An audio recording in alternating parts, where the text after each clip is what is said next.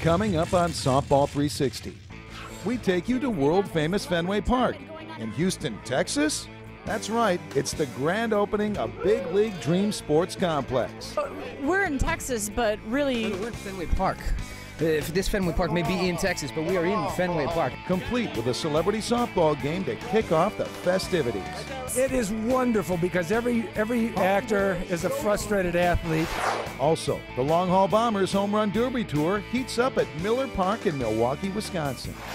Then, in this week's Fast Pitch Focus, high school pitcher Brianna Hassett throws like lightning for the Eastview Lightning. All that, hitting tips, and more next on Softball 360.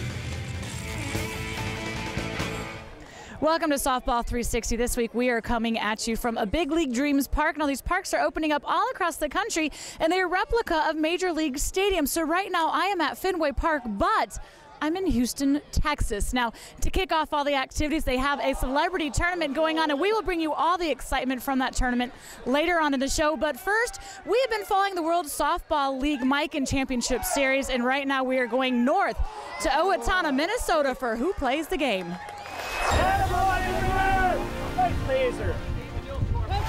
The city of Owatonna, Minnesota proclaims itself the home of the champions. And this weekend, over 100 softball teams have arrived from 7 different states, all hoping to become exactly that.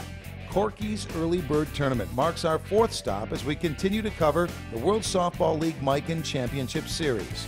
And as usual, we'll be experiencing all the action through the eyes of one of the players.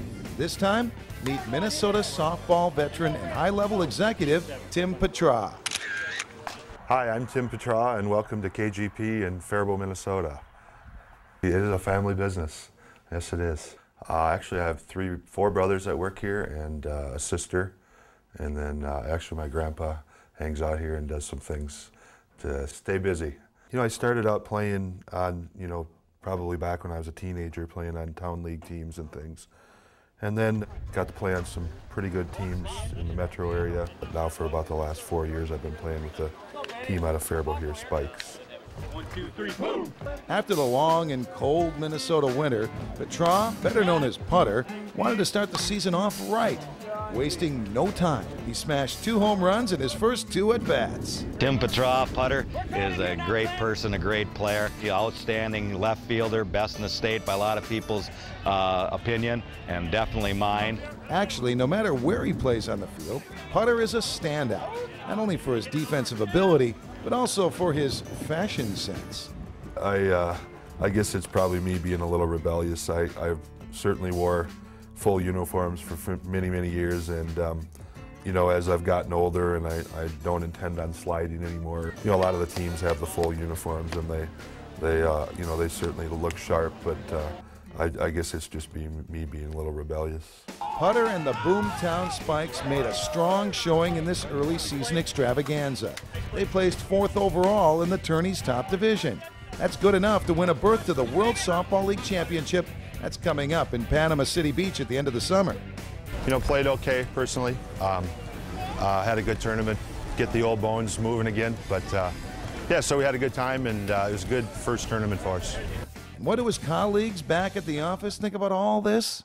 It's been a part of my life, obviously, for a long time, and I've worked here most of my life. So, everybody supports it and asks me how we did, and they see me walking around here Mondays and Tuesdays limping or something because I'm getting old and my bones don't heal anymore. But I think for the most part, everybody's pretty supportive. I think the guys and the friendships I've made, certainly it's probably why I'm still playing. The game itself is certainly fun, but I think what I would miss the most is just kind of that, locker room atmosphere type thing with the guys and being part of a team and being competitive. I'm Jennifer Anderson, and you're watching Softball 360. Do you think that your team should be featured on our show? Well, they could be if you send us an email to iplay@softball360.com. Now, don't miss our next episode because we will be following the first women's team of the season to College Station, Texas. Now, here's a look at some other winners from around the league.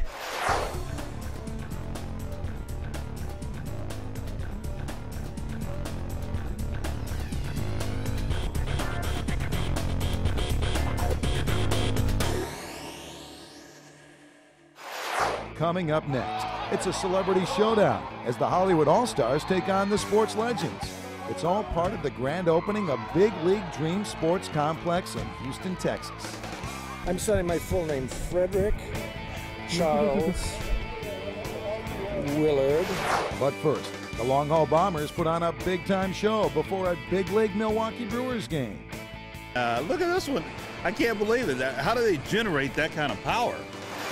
And high school pitcher Brianna Hassett shows us how she puts the fast in fast pitch. Congratulations to this week's Field General MVP, Shane Lenny Leninger. Lenny led his team Chuck and Duck to the upper division title at the Sioux Falls Spring Classic. Hi, I'm Jenny Finch, and you're watching Softball 360. Softball 360 is brought to you by Miken Sports, technology without limits. Trump, the official ball of the WSL. Field General, catch what your glove has missed. And Softball Today, the official magazine of the WSL.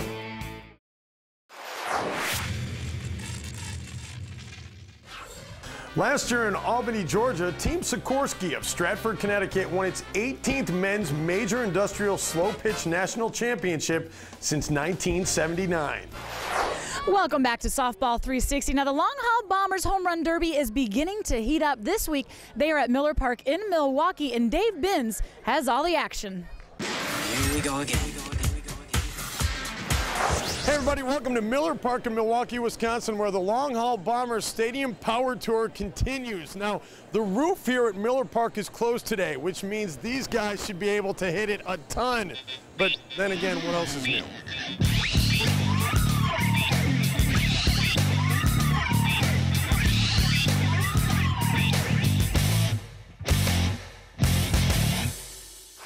In a tailgating town like Milwaukee, the fans arrive early, so it was no surprise that thousands of spectators were already on hand to witness today's Home Run Derby, taking place just before a regular season Brewers game. This would mark the first matchup between Team Miken and Team Mizuno. As always, Bob Wally Waldyke and Kenny Briggs would be swinging for Miken, and for Mizuno, superstar Rusty Bumgardner would be batting twice. You have double duty today. Your teammate got injured and couldn't be here today. Tell us a little bit about that. Well, he had knee surgery this week, so they asked me to do this, and hopefully I'm on for both of us. So is it tough to have to take double the cuts? Not if you're on it. If you're on it, it'll be fun. If I'm not, then it'll be a bad day. Now here's how it works. Each player gets 15 pitches. Each home run is worth 1,000 points, except for the final ball, which is worth 2,000. With Brad Agadal on the mound and two ASA officials in the outfield, the stage was set for today's slugfest. Up first was the big man, Rusty Bumgardner. Rusty kicked off the contest with style, smashing 8 total bombs plus the money ball, giving him 9,000 points for his first at bat. Not bad, not bad. Start off kind of hot, and then cooled off a little bit, and then get back on the end. So you got to catch your breath now. You got 15 more coming. Then it was time for Bob Waldyke. Wally had struggled a bit during the last Home Run Derby, so he was looking for redemption. He came out of the gate absolutely crushing the ball, blasting 5 of his first 6 pitches.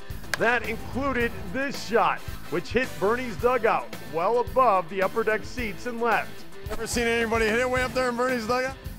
Not that far. Carlos Lee's got the closest. He hit the 300 club in batting practice, but that's about as far as it gets with our baseballs. While the players may have been impressed, Bernie Brewer did not look pleased. Waldyke would finish with a strong 8,000 points. I love this park. This is great. I mean, all the parks we've been to have been great. This is just the biggest thrill of my life, to be honest with you. It's great. His teammate, Kenny Briggs, would follow. At an exhibition the previous week, Briggs had blasted 13 out of 15, and he was definitely ready for more long ball action today.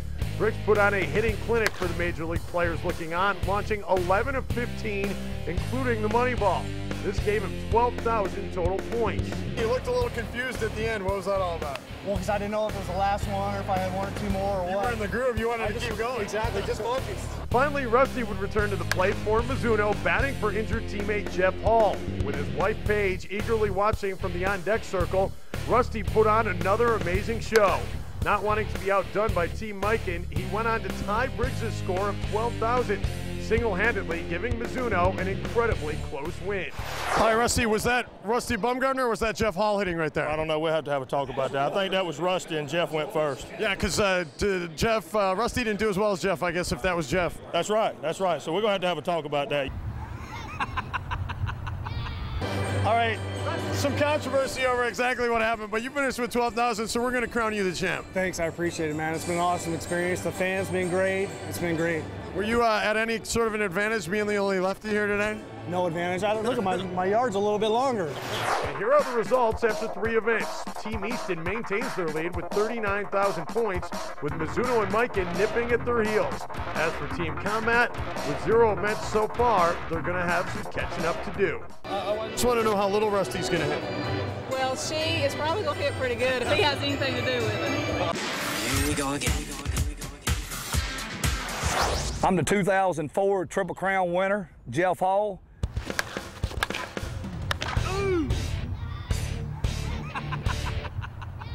Here are my tips on how you can become a better hitter. Now we're going to talk about backside hitting. Once again, I do not want to change my stance. The idea of going to opposite field is stepping that way and just making sure you step towards second base. And the main objection here to going opposite field is driving the ball. You definitely don't want to let up off your swing. You just want to step that way as hard as you can and try to drive that ball between first and second. With that said, I'm here in my stance. I want to go right that way and then just go right through the ball as hard as I can and cut that ball straight to right field.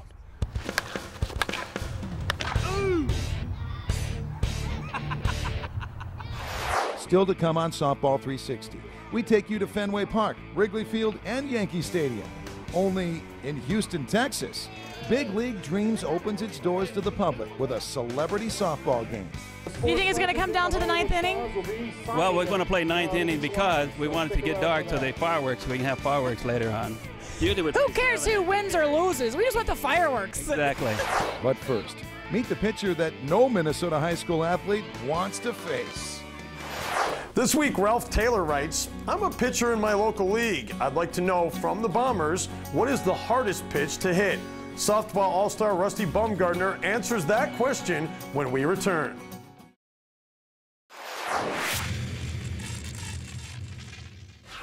Hello, Ralph. Rusty Bumgardner here. As far as your question on the hardest pitch to hit, I would have to say it'd be a knuckleball. As far as being a pitcher on our level of ball or any level of ball, it's kind of like baseball. You don't want to show them the same pitch twice. Throw them high one time, throw them low one time. Watch your hitters, learn what they can hit and what they cannot hit. As far as the toughest pitch to hit is probably a real good knuckleball. Good luck. Welcome back to Softball 360, and now on to some fast pitch. You know, we try to cover every level of softball from your neighborhood sandlot all the way to the Olympics, and this week it's high school. Pitcher Brianna Hassett from Eagan, Minnesota is having a senior year that is nothing short of unbelievable. Here's this week's Fast Pitch Focus. Here at Eastview High School, Brianna Hassett goes through the motions of a typical day like any other senior, attending classes, chatting with friends, and daydreaming about college in the fall. But there's nothing typical about what she does after school on the softball field. I love being in control. I mean, nothing happens in the game of softball that somehow doesn't revolve around the pitcher. And that's what I like most about it, is being involved in every play and kind of being able to set the tempo of the game myself. Any pitcher would be proud of throwing one no-hitter. So far this season, Brianna's pitched 4, along with 3 one-hitters and 2 perfect games. At an early season tournament, Brianna faced 57 batters and struck out 51. And she's done it all while playing in the state's toughest section. You got to have an elite pitcher if you're going to compete, and she gives us a chance to win every game. She's throwing as hard, if not harder than everybody, and I think in the state anyway, and she's definitely going to be hard enough to throw and be very competitive at the Division I level also. Surprisingly, Brianna began her pitching career on a whim. I actually started pitching because the girl on my team kind of hit too many batters, and basically the umpire just said we need to get someone else in there. So our coaches just taking volunteers. After that game, I decided that I kind of wanted to fool around with it and see if I liked it, and from there my love for pitching has just grown, and I've loved it ever since. As a sophomore, Brianna helped her team win their first state title. Now she and head coach Matt Percival are determined to win another. Most importantly, let's bring some energy. Bring some energy in the field, bring some energy at the plate, bring some energy and do it together. Take that pride that, hey, you know what? We do want to go lay it on the line. It does mean something to this team. And let's go out there and do that today. Come on, let's go today. Let's go. Lighting on 3. 1, 2, 3. Fighting. Come on. We definitely have a shot to go to state this year. We have a lot of tough teams in our conference and in our section, so it's definitely going to be a tough road there. But I think if everyone does their job, like, we have a really good chance at getting there. And after that? After I graduate here from ESU, I'm going to be going to the University of Minnesota next year, and I'll play softball there. I think the Olympics would be the pinnacle point of any softball career. So, I mean, that's always up there, but who knows what'll happen. Well, whatever does happen, Softball 360 will make sure to be there. And we wouldn't be surprised to see Brianna again in 2008. Up next, the Stars come out for the grand opening of Big League Dream Sports Park in Houston, Texas. Can the Hollywood All-Stars defeat the sports legends? It's a battle of wills at this Fenway Park replica stadium. I'm all right. I'm all right. Hi there. I'm Bernie Perfato, a member of the ASA National Umpire Staff. And here's today's play situation. In fast-pitch softball, may the pitcher take their pitching position with their hands already together. You make the call.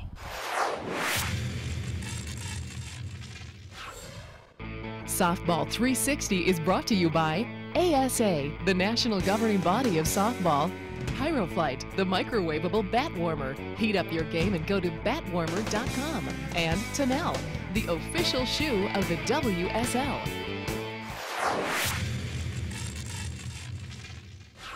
And here's the ruling. This is an illegal pitch. The pitcher's hands must be apart when they step on the pitcher's plate and while taking a signal. Welcome back to Softball 360. We are at Fenway Park, but only in Houston, Texas, as part of the grand opening of the Big League Dreams Parks, which are opening up all across the country with replicas of Major League stadiums. To kick off all the activities, there is a celebrity softball tournament, and 2 of our very own Long Haul Bombers got to participate. Check it out.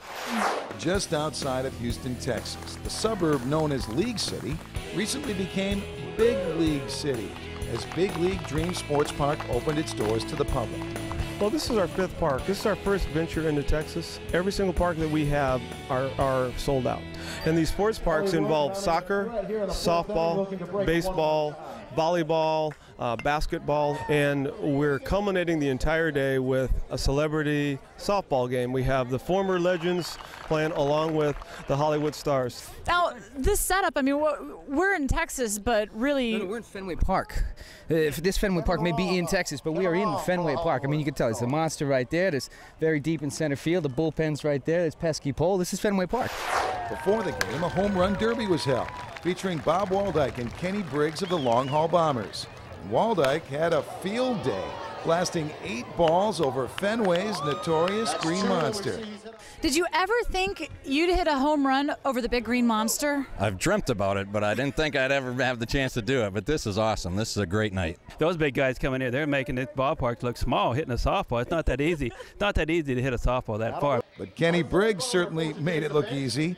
Briggs had a near flawless performance, smashing 13 of 15 bombs out of the replica stadium. It's a dream come true. It's a chance in a lifetime meeting all these ex-professional baseball players. It's awesome. It's a great experience. I watched the Bombers hit them out. They don't not only hit the Green Monster, they hit them over it. And when I hit one out, I mean I hit one out of the infield. The game itself was a definite crowd pleaser, with an unbelievable showcase of both offense and defense. Both sides played with the passion and intensity of last year's Yankees-Red Sox playoff series at the real Fenway. It was truly anyone's ballgame.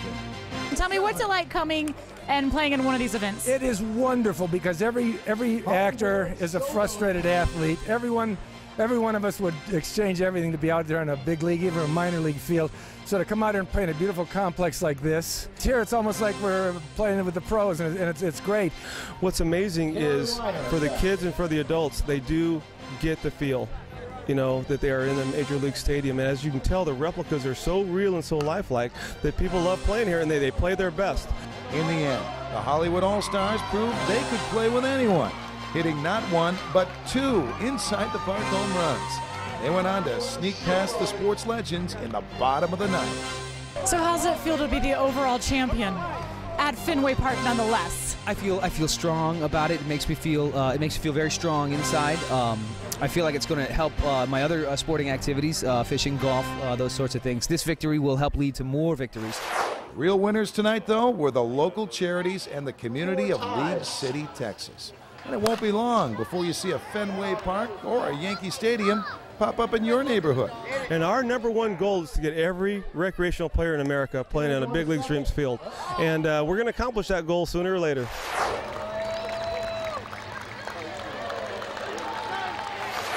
Well, that's it for this episode of Softball 360. But next week, we will follow the long haul Bombers to St. Paul, Minnesota, plus bring you all the highlights from College Station, Texas. In the meantime, make sure you check out our website at softball360.com. Thanks so much for watching.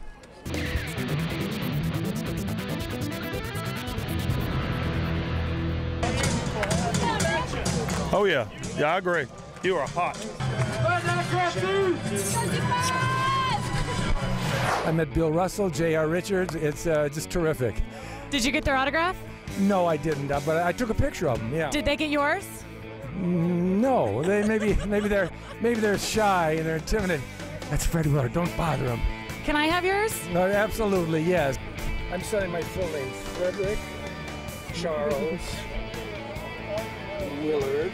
And he's putting his credits. He's putting his number right underneath there. Seen on Everybody Loves Raymond. And this summer, it's still going. To help you remember what you got these guys out on.